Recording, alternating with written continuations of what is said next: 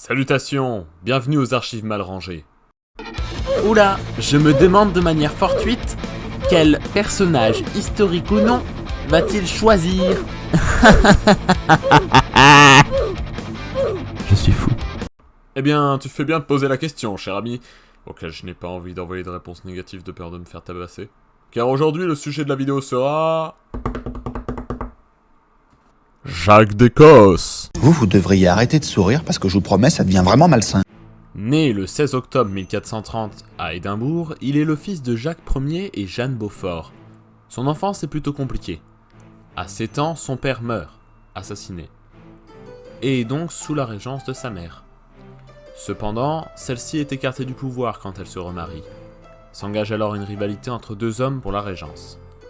Alexandre Livingston et William Crichton, ce dernier allant jusqu'à kidnapper le roi. Mais il sera libéré en 1443 par William Douglas, le 8e comte de Douglas. Alors oui, il faut que je vous explique quelque chose. Les Douglas sont une dynastie qui, au cours de l'histoire de l'Écosse, aide et fait bien chier sa race le roi. Marine! Quoi? Oh!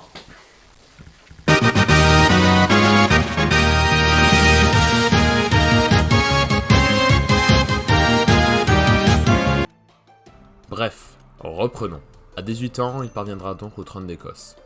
Dans la première partie de son règne, il doit essentiellement gérer des révoltes déclarées par les Black Douglas.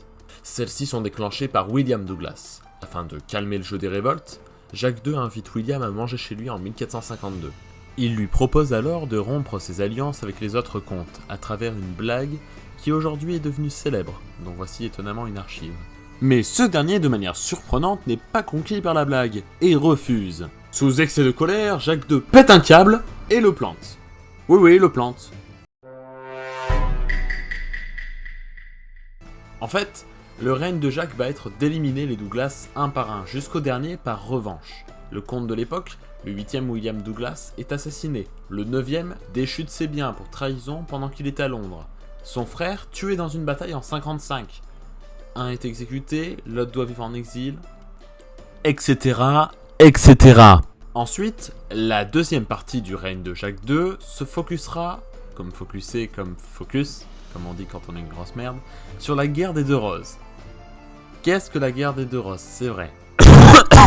Pour résumer, la guerre des Deux Roses, c'est deux familles qui se battent pour le trône d'Angleterre, sauf qu'à la fin, c'est les Tudors qui gagnent, donc c'est ni les Lancaster, ni les York, même si les Lancaster ont gagné avant, bref, c'est un foutoir qui dure bien 30 ans en Angleterre et qui permettra aux pays autour de bien affaiblir l'Angleterre. Et justement, notre Jacques II national va essayer de profiter de cette guerre des Deux Roses. Pour ce faire, il dit qu'il supporte Henri VI, et que du coup, c'est chill s'il attaque des provinces anglaises mais qui sont à l'ennemi de la succession. Sauf qu'en vrai, il veut juste les récupérer. Et là, arrive le drame. Nous sommes le 3 août 1460. Jacques II commence à faire le siège de la province de Roxbourg.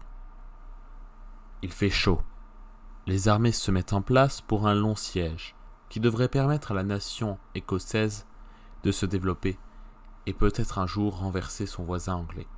La reine est là d'ailleurs pour encourager et voir les efforts de son mari et de toute la nation écossaise. Au milieu de la joie des soldats, on entend un son qui semble sillonner nos oreilles. Attendez, écoutez bien.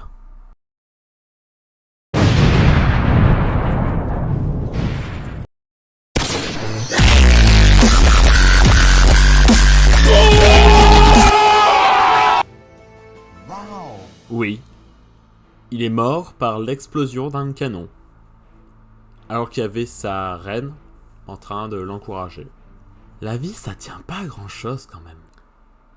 Il meurt donc le 3 août 1460, à l'âge de 30 ans, laissant l'Écosse dans une situation d'embarras vis-à-vis de la régence de l'héritier du roi, à savoir Jacques III, qui n'a à ce moment-là que 9 ans.